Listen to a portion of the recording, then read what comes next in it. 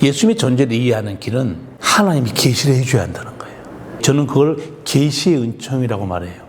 절대 하나님의 존재, 이 영적 존재는 하나님 계시의 은총 없이는 이해가 불가능합니다.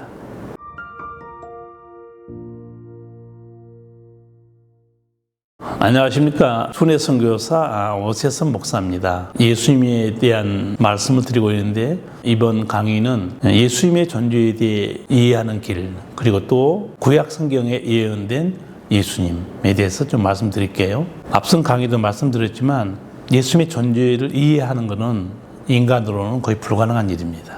하나님, 그리고 영적 존재인 천사, 귀신들은 예수님의 존재를 단번에 알아봤죠.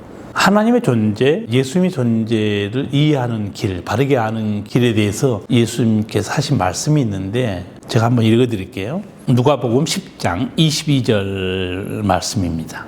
내 아버지께서 모든 것을 내게 주셨으니 아버지 외에는 아들이 누군지 아는 자가 없고 아들과 또 아들의 소원대로 계시를 받는 자 외에는 아버지가 누군지 아는 자가 없나이다. 중요한 말씀이에요. 아버지 외에는 아들을 아는 자가 없어요. 그리고 또 아들과 또 아버지의 소원대로 계시를 받는 자 외에는 아버지를 아는 자가 없습니다. 이게 무슨 말씀입니까? 예수님의 존재를 이해하는 길은 하나님이 계시를 해줘야 한다는 거예요. 하나님을 알기 위해서는 예수님이 계시를 해줘야 돼요. 성경 말씀, 하나님의 존재, 예수 그리스도를 아는 길은 또한 성령께서 우리에게 알게 해줘야 됩니다. 저는 그걸 계시의 은총이라고 말해요.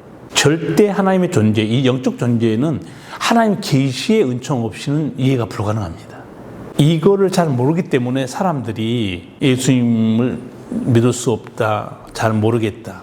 하나님의 계시 없이는 불가능한 일이에요. 하나님의 계시로 예수님을 알게 된 사람, 베드로입니다. 베드로 신앙 고백을 보면, 그리고 그 신앙 고백에 대한 예수님의 말씀을 보면, 아, 하나님의 계시로 예수님을 알게 됐구나, 알 수 있어요.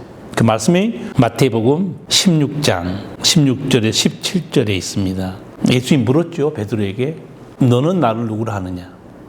베드로가 주는 그리스도시요 살아계신 하나님의 아들입니다. 그때 예수님이 하신 말씀이 마태복음 16장 17절입니다. 바요나 시몬아, 내가 복이 있도다. 이를 내게 알게 한 이는 혈육이 아니요 하늘에 계신 내 아버지시니라. 너무너무 놀라운 말씀 아니에요? 베드로, 너가 나를 알 수가 없다는 거예요. 내가 하나님의 아들이고 내가 곧 하나님이고 그리스도인 것을 알게 하신 분은 내 아버지였다는 거예요. 우리 모두 교회 나가서 신앙을 갖게 되고 예수님이 하나님이시고 그리스도고 우리의 구세주다, 그렇게 고백하게 된 이면에는 목사의 설교, 목사의 가르침이 아닙니다. 사실은 그건 하나님의 계시의 은총이 있었던 거죠. 성령께서 깨닫게 해준 겁니다. 그 바르게 알아야 돼요. 목사는, 저도 늘 말하지만 우리는 택배 기사입니다. 말씀을 전달할 뿐이에요. 그 말씀이 진리인 것을 믿게 하고 깨닫게 하신 이는 아버지 하나님, 우리 주 예수 그리스도 성령 하나님 뿐입니다. 그래서 다른 종교의 경전처럼 성경을 그냥 읽고 이해하고 믿음으로 들어간 것은 사람의 차원이 아닌 걸 알아야 됩니다. 불가능해요. 이게 하나님의 말씀이고 진리구나, 우리 주 예수님이 구세주고 길이요 진리요 생명이시였구나, 이거를 깨닫게 하고 알게 하고 믿음으로 이끄신 분은 아버지 하나님, 성령 하나님, 예수 그리스도입니다. 계시의 은총이 있어야 가능하다는 거죠. 이어서 구약 성경에 예언된 예수님에 대해서 말씀드리겠습니다. 구약 성경에는 예수님에 대한 예언이 방대하게 기록되어 있습니다. 중요한 것 몇 가지만 제가 골라서 말씀드리겠습니다. 첫 번째, 제일 먼저 예수님에 대한 예언이 창세기 3장 15절에 있습니다. 그 말씀을 많은 사람이 많이 읽고 있지만 그 예수님에 대한 첫 번째 계시의 말씀인지 모르는 경우도 많아요. 그래서 창세기 3장 15절 보면 하나님께서 범죄한 아담 하와에게 심판을, 저주와 형벌을 말씀하셨지만 그 후에 9월에 말씀도 했습니다. 내가 너로 여자와 원수가 되게 하고 내 후손도 여자의 후손과 원수가 되게 하리니 여자의 후손은 내 머리를 상하게 할 것이요 너는 그의 발꿈치를 상하게 할 것이니라. 여자의 후손, 너라고 말한 것은 사탄을 지칭하고 있습니다. 사탄은 영적 존재죠. 그런데 여자의 후손은 분명히 사람이에요. 사람이 사탄의 존재를 이길 수 없죠. 그런데 히브리어 성경 보면 이 3장 15절 중에 여자의 후손이란 이 단어가 영어로 he, 그가 이렇게 되어 있습니다. 그러니까 사탄의 권세를 깨트릴 그 자는 누구냐? 남자입니다. 분명히. 그리고 단수의 한 명입니다. 그럼 과연 그건 누구냐? 성경은 성경 스스로를 해석합니다. 이 말씀이 요한일서 3장 8절에 있어요. 하나님의 아들이 나타난 것은 마귀의 일을 멸하려 하심이라 되어 있어요. 성경에 성경 스스로 해석해요. 구약 성경에 있는 예언의 말씀들이 구약 자체적으로 해석하기도 하고 신약 성경에서 다시 설명하기도 해요. 첫 번째 사탄의 권세를 멸하고 우리를 구원하실 예수님에 대한 예언이 창세기 3장 15절입니다. 제가 앞서 말씀드릴 때 귀신이 소리 질렀던 거 예수님에 대해서 우리를 멸하러 왔습니까? 우리를 괴롭히러 왔습니까?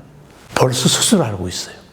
요한일서 3장 8절에 똑같은 말씀이 나와요. 하나님의 아들이 나타난 것은 마귀의 일을 멸하기 위해서 왔다는 거예요. 사탄은 예수님이 사탄을 살인자라고 말해요. 거짓의 아비라는 거예요. 에덴 동산에서 거짓말로 아담과 하와를 속여서 죽음에 끌고 갔잖아요. 두 번째 예수님에 대한 예언이 아브라함에게 하신 말씀 속에 들어있어요. 창세기 22장 18절 보시면 하나님이 이삭을 바친 아브라함에게 이렇게 약속해요. 내 씨로 말미암아 천하 만민이 복을 받게 될 것이다. 내 씨로 말미암아 천하 만민이. 아브라함의 씨가 이삭만 있는 건 아니에요. 하갈과 또 관계를 해서 이스마엘도 낳잖아요. 또 나중에 아브라함의 후초도 얻어요. 자손이 많아요. 그런데 내 씨로 말미암아. 씨가 누구냐? 그는 신약 성경 갈라디아서 3장 16절이 그걸 또 해석하고 있습니다. 사도 바울이 그걸 우리에게 알려줘요. 갈라디아서 3장 16절에서 그 씨가 누군지, 이 약속들은 아브라함과 그 자손에게 말씀하신 것인데 여럿을 가리켜 그 자손들이라 하지 아니하시고 오직 한 사람을 가리켜 내 자손이라 하셨으니 곧 그리스도라. 아브라함에게 내 씨로 말미암아 말한 그 씨가 한 명이라는 거예요. 바로 예수 그리스도였다는 거예요. 제가 궁금해서 창세기 22장 18절 찾아봤어요. 내 씨라는 단어가 단수로 되어 있는가 복수로 되어 있는가.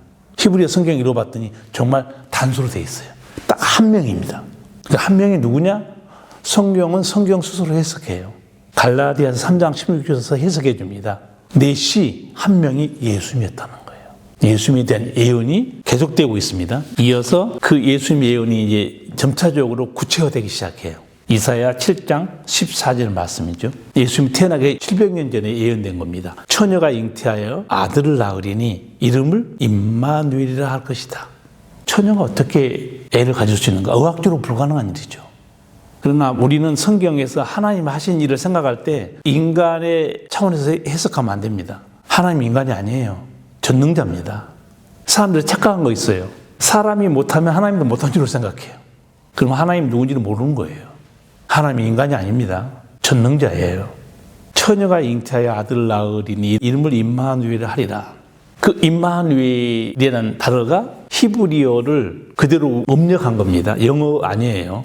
임이란 단어가 함께하다는 단어고 누란 단어는 우리, 엘은 하나님이라는 단어입니다. 그래서 하나님이 우리와 함께하다는 단어가 임마누엘이에요. 하나님이 육신을 입고 이 세상에 오셔서 우리와 함께한 거죠. 마태복음 1장 22절, 23절에서 그 예언이 이루어졌다고 마태가 기록하고 있습니다. 이 모든 일이 된 것은 주께서 선지자로 하신 말씀을 이루려 하심이니 이르시되 보라 처녀가 잉태하여 아들을 낳을 것이요 그 이름을 임마누엘이라 하리라 하셨으니 이를 번역한즉 하나님이 우리와 함께 계시다 함이라. 구약 성경에 예언된 임마누엘, 육신을 입으신 하나님, 마태복음 1장 22, 23절을 보면 이루어진 걸 볼 수 있습니다. 또한 예수님에 대한 예언의 말씀이 이사야 9장 6절 이하에 있는 말씀인데요. 예수님에 대한 예언 중에서 제가 가장 충격받은 것은 이 이사야 9장 6절에 대한 말씀이었어요. 한 아기, 한 아들에게 우리에게 하나님이 주셨는데 그 이름이 기묘자라, 모사라, 전능하신 하나님이라, 영존하신 아버지라, 평강의 왕이라 할 것입니다. 한 아기, 분명히 한 아기고 한 아들인데 사람이잖아요. 근데 그 아들이 누구냐? 전능하신 하나님이라는 거예요. 영존하신 아버지, 평강의 왕. 이것도 우리가 이해하기 어렵습니다. 한 아기가 어떻게 아들이 사람인데 전능하신 하나님이 될 수 있느냐? 근데 우리가 이해하기 어려울 것 같아서 하나님께서는 앞에 우리가 이해할 수 있는 단어를 한 2개 정도 넣어놨어요. 기묘자라 못살아 이렇게 나와 있어요. 이 기묘자라는 단어의 뜻이 불가사의한 존재, 경이로운 존재라는 뜻입니다. 우리가 볼 때는 경이로운 존재예요. 분명히 아기고 아들인데 하나님이시거든요. 그래서 하나님에 대해서 연구하고 생각하면서 가장 놀라운 예언이 이사야 9장 6절. 그는 실제로는 하나님이셨다는 거예요. 그리고 영원토록 계신 우리 아버지와 같은 분이셨다. 예수님에 대한 예언 5번째로 보면 예수님은 우리의 치료자, 우리의 구세주 된 걸 이사야 35장 3절 6절 보면 그때 소경의 눈이 밝을 것이요 벙어리에는 노래한다. 귀먹을 귀가 열릴 것이다. 이건 이사야 선지자가 예언한 겁니다. 신약 성경 보시면 예수님이 오셔서 귀신 들려 눈 멀고 벙어리 된 사람을 고쳐줍니다. 우리의 치유자요 구세주죠. 그리고 6번째로 보면 예수님은 우리의 속죄 제물, 고난받는 메시아였다. 이사야 53장에 예언되어 있습니다. 그가 찔림은 우리의 허물을 인하며 그가 상함은 우리의 죄악을 인합니다. 그래서 예수님에 대한 예언, 구약 성경에 너무너무 놀라운 말씀들. 하나 더 말씀드리면 모세도 예언했습니다. 앞으로 하나님이 나와 같은 선지자 하나를 너희 가운데 세워줄 것이다. 모세가 했던 일을 우리가 알고 있죠. 애굽에 종살이 했던 백성들을 해방시켜서 약속의 땅으로 인도했던 인도자입니다. 그럼 예수님은 죄악 세상에 붙들려 있는 죄와 사망에 붙들려 있는 우리를 거기서 해방시켜서 하나님이 약속하신 천국으로 인도하신 구세주예요. 그래서 모세가 그 예언했던 거, 그거를 사도행전 이제 2장 3장 읽어보시면 오순절날 베드로가 설명합니다. 나중에 바울도 설명하고 스데반도 마찬가지고 모세와 같은 선지자 하나 세우리라고 했던 그 선지자와 같은 분이 누구냐? 예수님이었다는 거예요. 그래서 구약 성경을 돌아보면서 구약에 예언된 예수 그리스도 여러분에게 간단히 말씀드렸습니다. 오늘 2번째 강의는 여기서 마치겠습니다.